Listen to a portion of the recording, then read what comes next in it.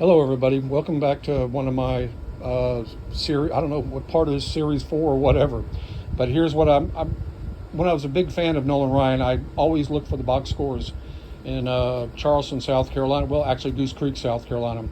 I looked for the box scores, and it's on the East Coast. And when Nolan Ryan pitched at 11 o'clock Eastern time, the games would never show up until 2 days later. So I was always interested how he did his strikeouts, did he win, and everything. So basically, I printed out all his box scores, the box scores and his pitching line from the first game in '66 to the last game in '93.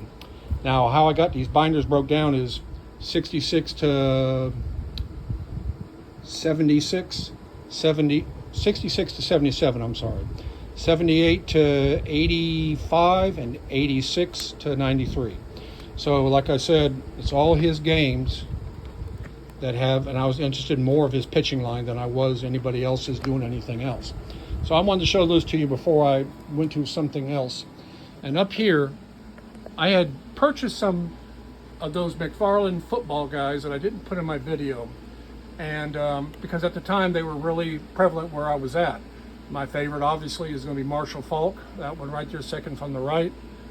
And really nobody else except for maybe Marvin Harrison. But now I come to my cards. Now these cards, there's stories to them, but basically the biggest story was my wife worked at Kmart years and years ago in the late 80s. And in 1988, she called and told me that they had marked these cards, these 87 Topps football. She had marked them down, they had marked them down to 12 cents a pack. And I got everything they had, and I've held on to them every day since. So these are the cards that I have collected that my son also helped me open many of them. And he got me hooked again because when I was a kid I collected but didn't give it a second thought when I approached until the late 80s. And everything that I have in that time I have bought either through eBay or through card shows or people selling it in down the street or something. So obviously I have my 5,000 counts. I have my complete sets here. Well, these are Topps from 81 to 80 or 2006.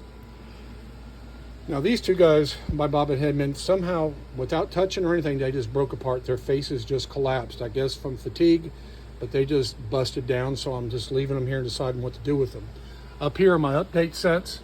It goes from anywhere from, it's what they call the junk wax era. I don't buy that phrase because I don't collect for monetary value.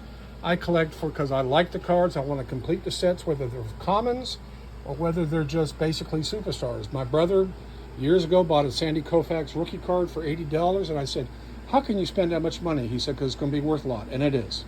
So I got my factory sealed cards up top, which I have not opened. I figured my kids would want it, but no, they don't. And these are all factory sealed that I haven't opened. Some of them are hand collated sets that I bought or I have done. And my wife helped me out a lot on some of these sets, and she knows more about the brand names of cards than most wives and girlfriends know. And so all these down here are hand collated sets that are complete. And down there, there's our 32 count boxes, and there were some modern cards in there that I didn't really want, but they were thrown into a package that I bought from a dealer. Up here is the last of my factory sets, and it goes on from there, and then I'm stopped with the cards and start on my DVD collection on the next one. So I'll see y'all next time. Thanks.